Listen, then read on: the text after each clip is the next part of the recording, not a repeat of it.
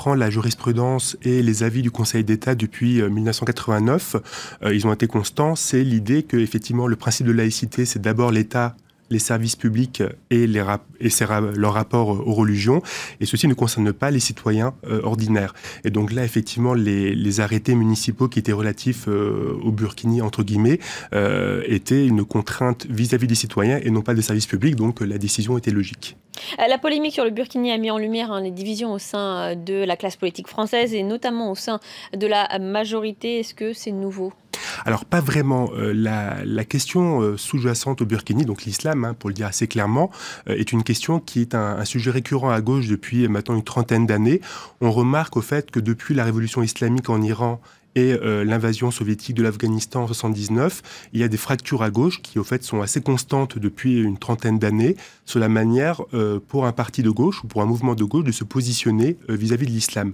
Soit dit en passant, c'est aussi un sujet qui touche la droite. Ce n'est pas un sujet spécifique à la majorité, puisque les avis au sein, par exemple, des Républicains ont été très tranchés et très divisés sous l'opportunité ou pas de faire de tels arrêtés anti-burkini. Alors justement, sur le plan politique, quelles conséquences sur la campagne électorale en vue de la présidentielle l'année prochaine? On l'a vu, le débat est loin d'être clos, et notamment à droite, Nicolas Sarkozy, qui demande une loi sur cette question. Alors, on peut souligner qu'il y a toute une partie de l'opposition, mais aussi de la majorité, pour qui, effectivement, la question du rapport à l'islam est une question de débat politique ou du moins d'action publique.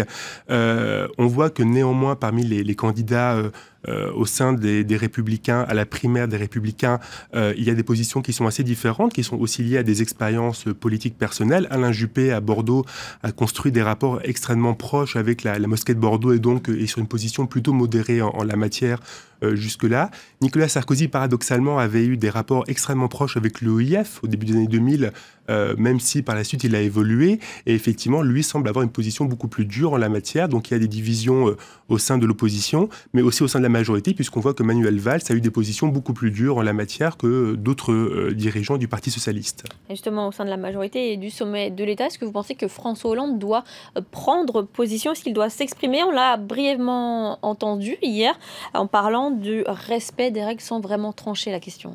Alors, pour François Hollande, c'est un sujet qui est récurrent, au fait, depuis son début d'entrée en carrière. Pour la petite histoire, alors qu'il était jeune député en Corrèze en 1989, donc au moment de la première affaire du foulard à Creil, en Picardie, François Hollande avait une position qui était de dire « je suis un laïc convaincu, mais je ne peux me résoudre à l'exclusion d'élèves ». Et donc c'est vrai que pour François Hollande, qui est d'une tradition plutôt laïque au sein du Parti socialiste, le sujet du rapport à l'islam est un sujet compliqué, mais ce n'est pas le seul au PS. Il symbolise un peu les divisions et les ambivalences des socialistes sur le sujet. Et indéniablement, sa prudence reflète aussi probablement des difficultés à se positionner sur un sujet qui n'est pas évident pour son parti. Alors on craignait les stigmatisations des citoyens musulmans, mais il faut le dire, le mal, est-ce qu'il est déjà fait? Est-ce que c'est déjà le cas? Alors là, je ne suis pas spécialiste de la question de la perception de l'islam en France. Ce que l'on peut souligner, c'est que depuis quelques années, enfin depuis maintenant quelques décennies, même depuis les années 80, il est vrai que lorsqu'on parle de laïcité en France, c'est pour dire islam, il faut être assez clair sur le sujet. Et donc indéniablement, ça a contribué à faire de l'islam, entre guillemets, un problème public et médiatique. Et ceci d'ailleurs entraîne probablement une mutation un peu au sein des musulmans de France, qui par ailleurs sont extrêmement divers. On met sous une même étiquette une sensibilité ou une entre guillemets communauté qui aurait été extrêmement hétérogène.